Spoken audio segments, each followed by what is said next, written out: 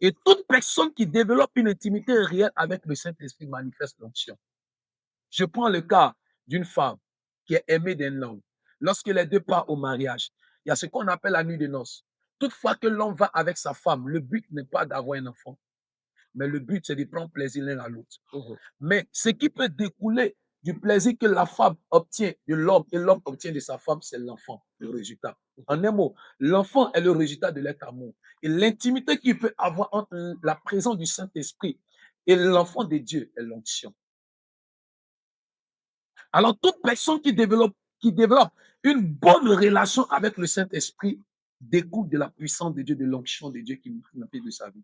Voilà pourquoi plusieurs aujourd'hui désirent manifester l'onction, mais ne comprennent pas comment il faut manifester l'onction. La première des choses pour manifester l'onction, il faut chercher à avoir une bonne relation avec le Saint-Esprit.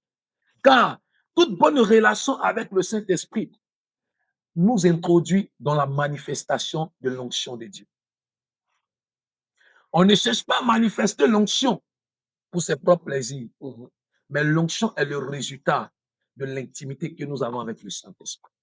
Alors, je veux dire à quelqu'un qui m'entend, tu recherches l'onction et tu désires avoir la puissance de Dieu sur ta vie. Tu désires vivre pleinement la puissance de Dieu par l'onction.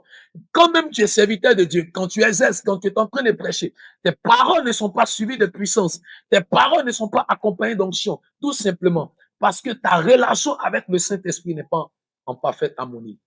Il y a un problème.